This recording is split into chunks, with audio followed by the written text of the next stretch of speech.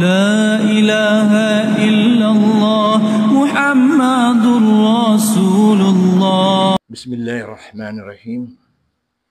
الحمد لله رب العالمين والصلاة والسلام على أشرف الأنبياء والمرسلين الإمام المتقين سيدنا وحبيبنا محمد وعلى آله وصحبه أجمعين وبعد. السلام عليكم ورحمة الله تعالى وبركاته. وقال الله سبحانه وتعالى وذكر فإن ذكرى تنفع المؤمنين. Ang pagbibigay ng payo o ang pagpapalalahanan sa isa't isa ay nagdudulot ito at nakapagbibigay ng pakinabang at kabutihan sa mga mananampalataya o mga magkakapatid sa Islam. Kaya lagi natin ginagrab the opportunity na kapag tayo nagkakaroon ng pagtitipon ay tayo ay nagpapaalalahanan. Hindi lang sa nakikinabang tayo ng mga kabutihan, bagkus palagi nating naaalala ang mga salita ng Allah subhanahu wa ta'ala na nakapagbibigay sa atin ng matatag na pananampalataya. Yung ating relasyon sa Kanya ay palaging nandoon kasi napapaalalahanan tayo sa Kanyang mga salita.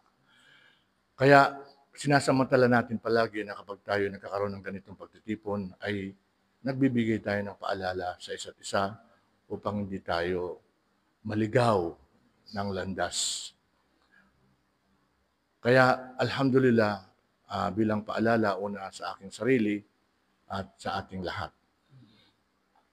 Hindi kaila sa atin isa sa mga aya ng Allah subhanahu wa ta'ala na kung saan palagi natin itong naririnig. Pero hindi tayo nagsasawa na marinig natin ito. Naririnig natin sa mga khatib, sa mga imam, mga ulama, mga teachers, mga ngaral, mga ustads.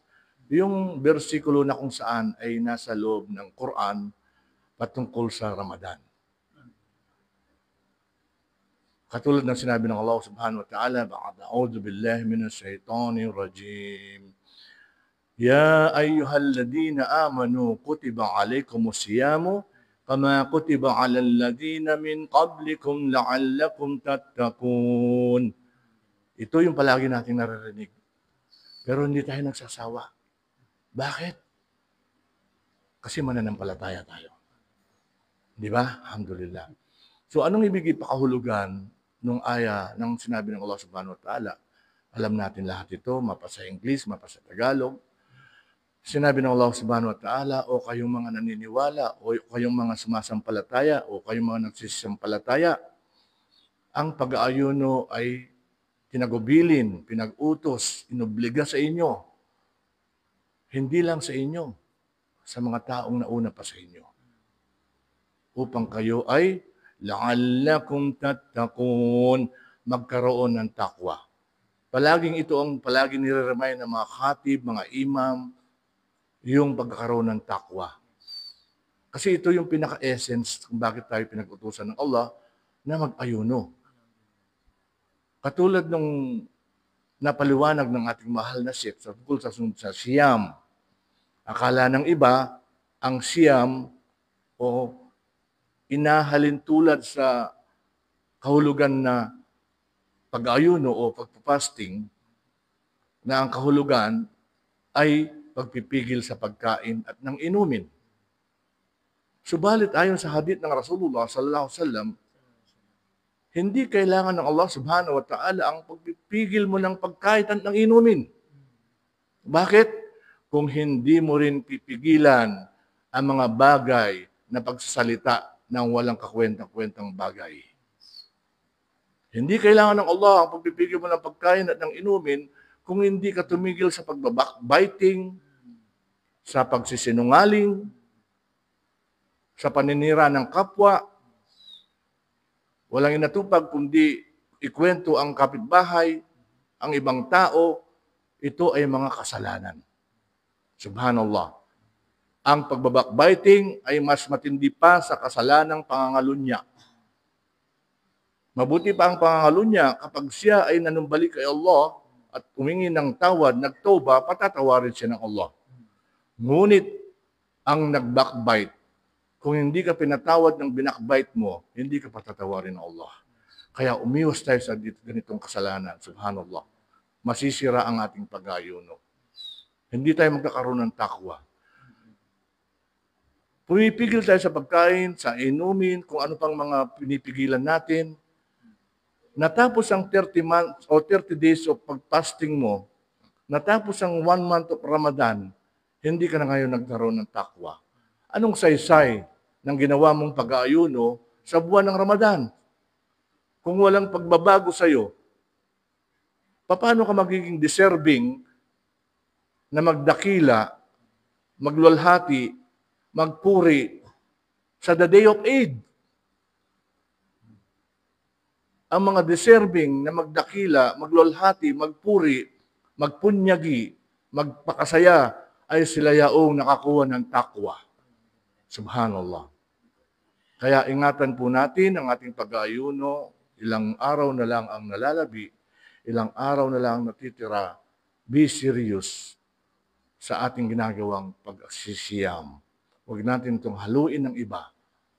Sayang yung isang buwan na ating pag-aayuno kung hindi natin ito didibdibin. Umiwas tayo sa lahat ng pinagbabawal ng Allah subhanahu wa ta'ala.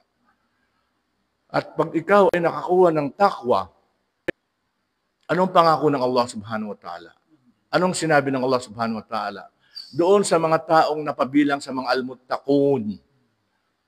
Sinabi ng Allah, Inna Allaha yuhibbul muttaqun. Minamahal ng Allah, sila yaong matatakutin kay Allah. Sila yaong pinaghandaan, nag-ani ng mga biyaya ng buwan ng Ramadan, kaya siya ay napabilang doon sa al-muttaqun. Kaya mamahalin sila ng Allah. So kaya siguraduhin natin na matapos ang buwan ng Ramadan ay nakakuha tayo ng takwa at napabilang tayo sa mga al-muttaqun. Wa qala subhanahu wa ta'ala, a'udhu billahi minash shaitanir rajim. Wa may yattaqillaha yaj'al lahu min amri yusra. Sinabi ni Allah subhanahu wa ta'ala, and whoever have fear Allah, He will make for him his life fortune. Subhanallah. Kung sino daw ang matakutin, nagkaroon ng takot kay Allah, gagawin ng Allah ang kanyang buhay na masagana, mapayapa, masaya. Subhanallah, mabiyaya, may baraka. At sabi pa dito, and his matter will be ease. Subhanallah. Ibig sabihin, ang kanyang mga bagay-bagay sa buhay niya, kung meron siyang suliranin, kung meron siyang mga problema, pagsubok, ay magaan niya itong gagawa ng solusyon. Bakit? Dahil God Almighty Allah bless him. Dalangin natin Allah subhanahu wa ta'ala na palampasan natin ang ating mga sakripisyo, mga pagsubok sa ating buhay, pagkakaroon ng matinding sakit, kamatayan, pagkalugi ng mga hanap buhay, pagkawalan ng trabaho, lahat ito ay pagsubok ng Allah. At kung ikaw ay kabilang sa muttaqun, ay malalampasan mo lahat ito. Ibilang nawa tayo ng Allah sa mga al-muttaqin. Allahumma amin, Allahumma amin. Hada ala wa ala, wa sallallahu sa Muhammad, wa ala alihi wa sahbihi ajma'in. Assalamualaikum warahmatullahi wabarakatuh.